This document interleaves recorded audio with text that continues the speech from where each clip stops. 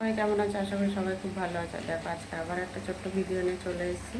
তো চলো বাজার থেকে কী নিয়ে এসছে আর কী রান্না করবো সেটা তোমাদেরকে দেখিয়ে নিই। আজকে দেখো বাজার থেকে হচ্ছে খাসির মাংস নিয়ে এসছে। আজকের খাসির মাংসটা হচ্ছে দেশি খাসির মাংস, রেয়াজি না।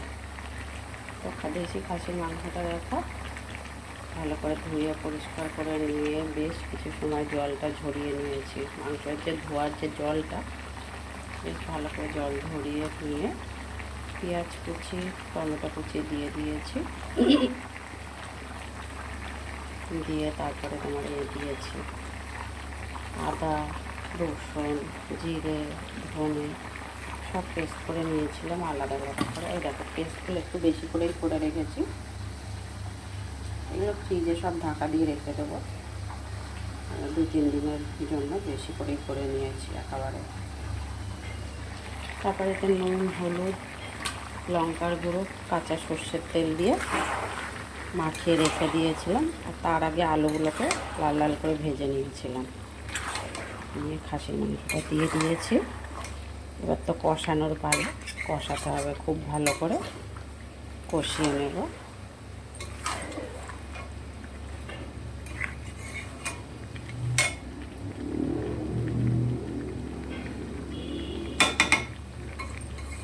আর মোটামুটি মাংসটা কষাতে তো 5-7 মিনিট সময় লাগবে। গ্যাস ফুল জোরে দিয়ে, পুরো ধীরে ধীরে গ্যাস দেবো না, গ্যাস খুব জোরেই মানে একদম ফুল জোরে দিয়েই গ্যাস জ্বলবে, মাংসটা কষাবো।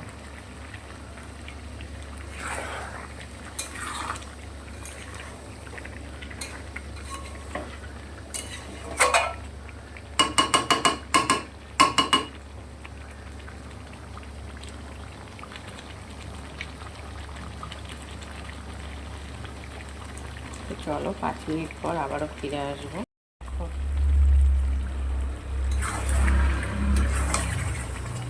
প্রায় 5 মিনিট কষিয়ে নিয়েছে।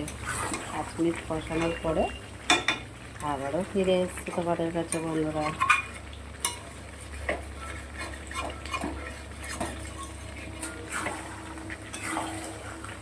আরও কষাতে হবে।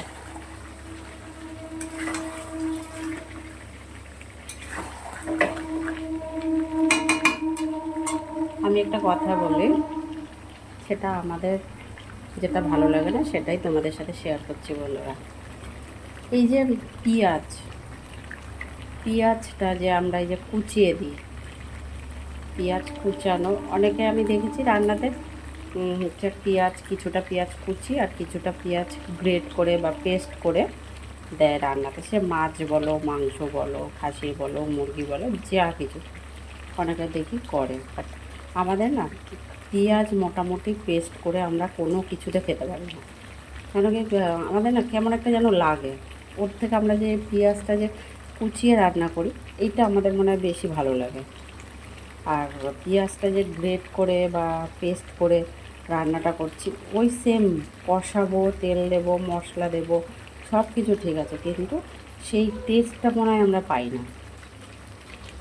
জানি না কেন, কথাটা কী বলছি তোমরা বুঝতে পারছো কি না জানি না। বাট আমরা কোনো কিছুতে পেঁয়াজ কিন্তু গ্রেট করে বা পেস্ট করে দিই না, কুচিয়েই ব্যবহার করি যা কিছুতে। আমি যদি মাছের কালিয়া করি, ঠিক আছে, যাই করি, চিকেন করি মটন করি যাই করি, দেখবে আমি কিন্তু আমার কোনো এতে কিন্তু আমি পেঁয়াজ পেস্ট করে খাই না, যা করি কুচিয়ে খাই।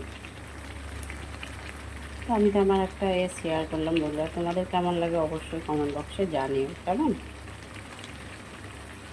চলো আবারও 5 মিনিট পর ফিরে আসবো বন্ধুরা। 5 মিনিট পর আবার ফিরে এসে এবার না গ্যাসটা একটু কম করে দিয়েছি, গ্যাসটা বেশ জোরে দিয়ে ভালো করে কষিয়ে নিয়েছি। কষানো কিন্তু আমার হয়েই গেছে, কিন্তু মাংসটা জানোই তো খাসির মাংস সিদ্ধ হতে অনেকটাই সময় লাগে।